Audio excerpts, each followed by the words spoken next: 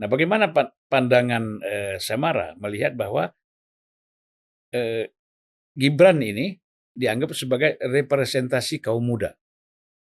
Saya pikir nggak ada yang salah dengan itu, Bang Zulfan. Iya Karena ya? gini, menurut saya dari segi usia memang beliau masih muda. Yang Mhm. kedua juga anak muda Lu malah lebih muda Samara ya? iya lebih muda saya. Cuma kan Mas Gibran lebih berpengalaman tentunya. Karena kan beliau udah pernah jadi wali kota gitu. Dan menurut saya beliau sudah pernah jadi wali kota gitu kan. Hampir 3 tahun jadi wali kota. Dan saya juga ngelihat saya kan beberapa bulan terakhir sering main ke Solo ya. Mhm. Ya main aja lah ke Solo kan kadang-kadang ada kegiatan atau apa gitu. Dan Solo semakin bagus loh Bang Zulfan Iya. kalau kita datang. Banyak event-event yang menggerakkan ekonomi kota Solo. Salah satu juga yang sekarang dibangun itu adalah Solo Safari. Itu kan juga mengundang turis-turis lokal gitu. Iya, Solo iya. ini kan kita harus akui kota yang kecil ya Bang. Mhm.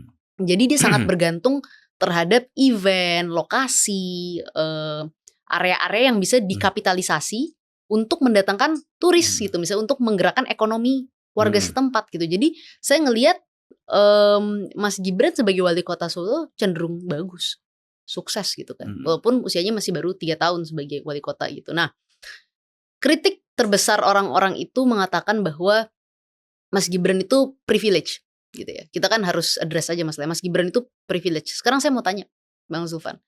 Anak muda mana sih yang masuk ke politik tidak memiliki privilege? Iya. Saya punya privilege gitu. Kalau orang tua saya tidak mengizinkan, kalau orang tua saya tidak support juga saya nggak bisa kok masuk ke politik gitu. Semuanya punya privilege gitu. Tetapi saya paling tidak setuju kalau kita anti terhadap anak muda yang memiliki privilege. Menurut saya kita harus dukung anak-anak muda yang punya privilege, artinya mereka sudah selesai dengan dirinya, mereka bisa membantu orang lain, Bang.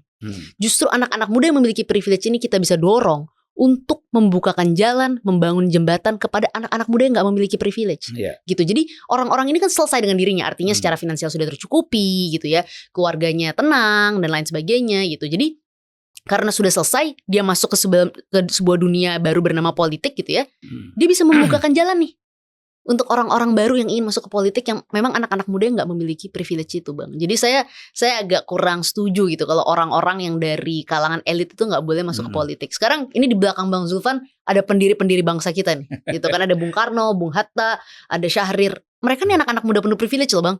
Mereka adalah orang-orang muda penuh privilege. Tapi siapa yang berani mengatakan bahwa orang-orang ini bukan orang-orang yang berjuang? Siapa yang berani mengatakan bahwa orang-orang ini bukan orang-orang yang membukakan jalan untuk banyak anak muda, untuk banyak tokoh-tokoh di Indonesia? Mereka adalah pembuka jalan. Tapi mereka bisa di posisi awal itu karena privilege. Mereka sekolah, mereka Syahrir dan Hatta pergi ke Belanda bahkan gitu. Jadi privilege itu bukan sesuatu yang buruk. Dia bisa menjadi pembuka jalan bagi banyak orang. Ya memang kadang-kadang gini, orang kan melakukan suatu perbandingan yang tidak sepadan ya. Misalnya atau situasinya berbeda. Kita membandingkan Pak Jokowi dengan Bung Karno misalnya itu jauh sekali. Dalam konteks apa? Di dalam konteks penguasaan persoalan-persoalan filsafat, ilmu filsafat dan ilmu dan ideologi memang jauh dong Bung Karno dengan Pak Jokowi.